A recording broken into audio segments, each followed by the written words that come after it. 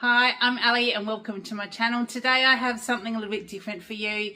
This year I promised I would do a bit of a recipe series, and so I'm going to take you through a few things that we enjoy as a family, things that are quick and easy, and some things that you've actually asked for or asked to share.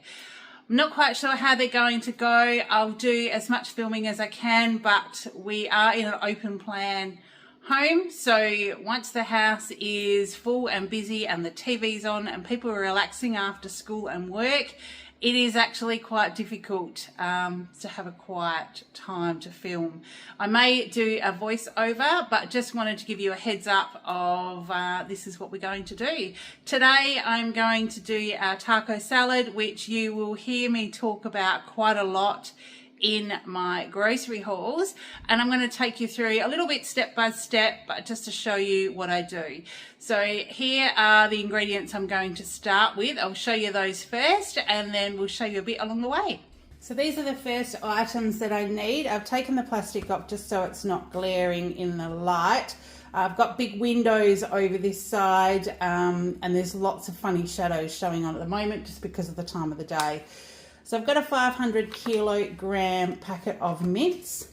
That we'll brown that off to start with, and also put some of the Mexi Go-Go spice blend. So this is the Flavourista spice blend that I use, that I actually sell at my local markets and online. So this is what you hear me talk about, and the Pantry Packs as well. So what this one is, I'm just going to grab my glasses so I can read the back of it to you, but with this one I use about 1.5 tablespoonfuls. So but the recipe does say on the back, it says this beautiful blend of cumin, capsicum, lemon and a hint of chili. It will pop your tacos with flavour and have the family asking for more. Add 1 to 2 tablespoonfuls to 500 grams of beef or pork mince to make your taco mince, and serve on lettuce cups for a quick, easy light dinner. Or ditch the meat and use a mixture of mashed sweet potato and beans instead.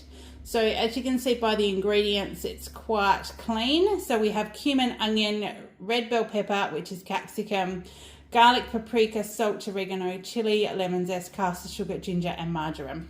And it is a lovely blend. I use about maybe 1.5 tablespoonfuls, and I put it with the 1/2 kilo of mince, a can of kidney beans, and then I use a tablespoonful of plain flour just to help thicken it up. Once that's all cooked, we will layer it with our chips and salad. But I wanted to just show you how simple and easy it is. So we'll add that to a pan, and I'll show you what it looks like, because the biggest thing with this taco mix, or the Mexi Go-Go mix, is when you cook this with your meat stays brown. So you don't get that oily red residue that you get from the commercial taco seasoning packets. So let me show you what I mean. Okay, so in my pan, now I've got the exhaust fan turned off just so I can talk to you, but in the pan I'm going to pop a little bit of Hermosa Olive Oil, which is just a herb olive oil, but you can use whichever one that you like. I usually give it just a little bit of a dollop, and then I'm going to add in the packet of mince. So we'll just poke that in. Now we'll just break that up a bit as well. So this will just be to brown your meat. It's so versatile. Like, I've made this mince up and put it into wraps with salad as well, but my family do like it with crunched up corn chips and salad. So I'll show you that as well, but like, we break that up just a little bit, and then I'll add some of the spice blend. So I'll just grab out a spoon.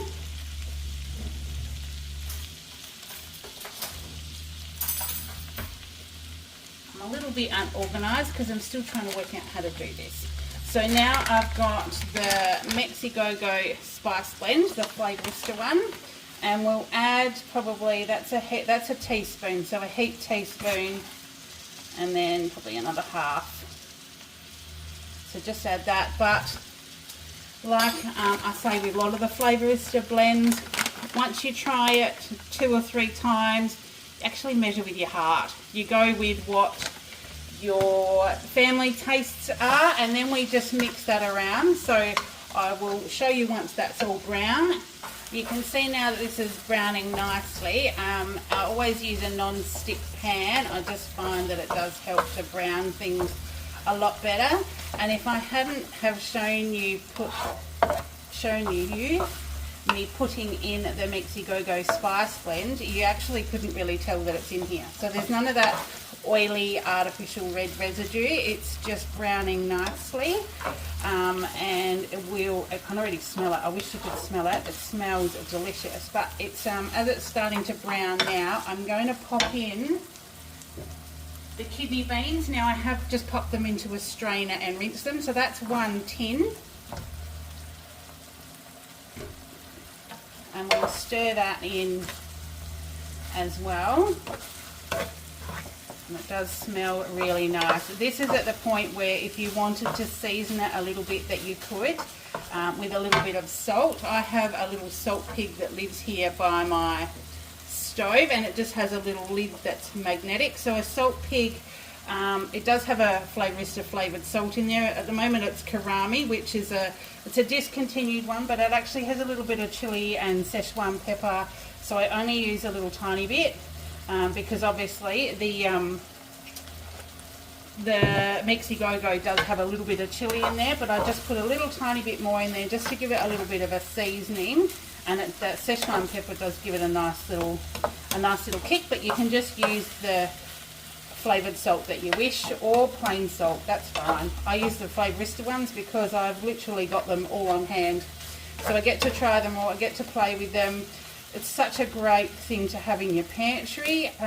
You'll actually see, when this is just so quick and easy, this has barely got anything in it. Quick and easy, you're just browning your mince. And once that mince is brown, all I generally do is pop a tablespoonful of flour. I've got that ready to go. So I've just popped that in a little container, a little dish.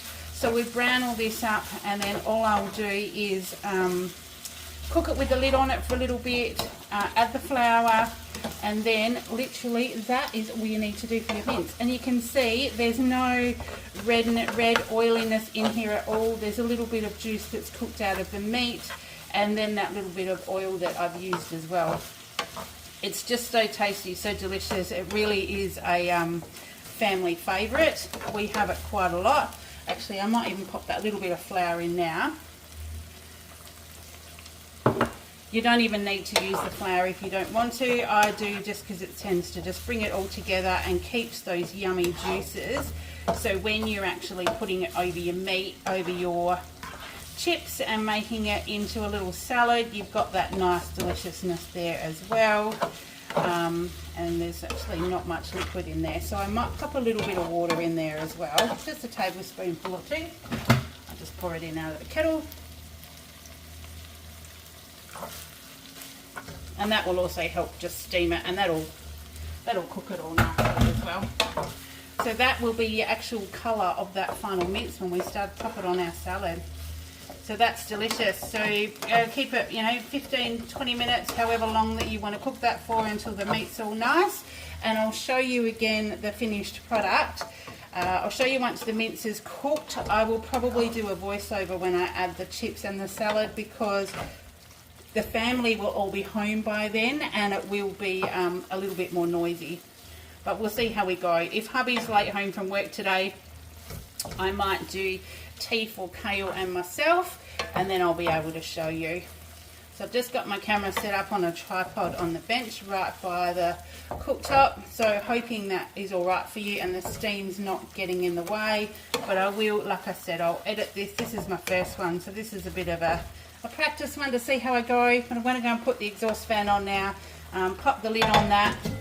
So we'll just pop the lid on that now, and that will just cook for probably another 15 minutes, and I'll come back and stir it. Okay, so here we are. This has probably been cooking for about 15 minutes or so. Sorry that it's a bit steamy. I have turned the fan off. But this is your mince now fully cooked. So as you can see, there's no redness in there. There are no gloopy things. There's nothing that shouldn't be there. You can make it a little bit more saucy if you like. You can add like a little bit more liquid, a little bit more flour, but I like it just binding it together just a little bit like that. Now, I did have a taste, and it's probably a little bit on the spicy side than what we normally have. But I will just put some sour cream and things on top of it, and it will be fine. So this will be our mince, and I'll show you it all dished up shortly. With this one, I didn't mention that 1 tablespoon of the Mexi Go-Go Spice Blend is around about equivalent to the mild taco seasoning sachet you buy in the supermarket, and 2 tablespoons the one that's a little bit more spicy. So you'll get 10 to 15 meals for a family of 4 out of one of those packets of Mexi Go-Go. Really, really like value for money, and super tasty. So this is my mince. I'm now going to turn this off, and I will get all the salad and things ready. Kale has already told me that he's quite happy to have a plate of it now, so I'll dish some up for him and I'll show you what it looks like. Okay, I've moved the mince to the side. Now the hot plate is still a bit hot, so I've just popped a board down, but I thought I'll leave the camera here so you can see.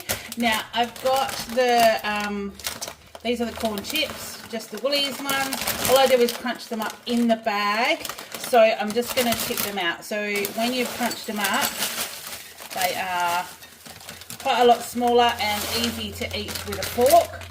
So all I do is put some of those in there. This is Kale's, so he doesn't have the tomato and things on his, so I'll show you what we do. So we put some cheese on top, then spoon some of our mince. And the mince melts the cheese. So put some mince on there. Now he's 15 and a growing boy, so he always has a nice healthy serving. Some more cheese. And then I have cut up on a board. Hubby's not home, so I'll do his a bit later, but I've cut up some lettuce, some cucumber and some tomato. Kale will have cucumber and he will have some lettuce.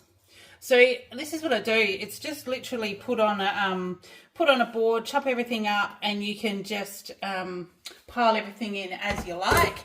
So that is Kale's tea. So he will tuck into that very shortly. That will be his early tea, and I'll also show you what mine looks like. So I'll put Kale's aside. Kale, you can come and get yours. So this is mine. I just have a smaller bowl, so I'll just have a little bit of everything. Hubby's will probably look better for the picture, so I'll probably use Hubby's for the picture. But there again, chips in the bottom, a little bit of shredded cheese,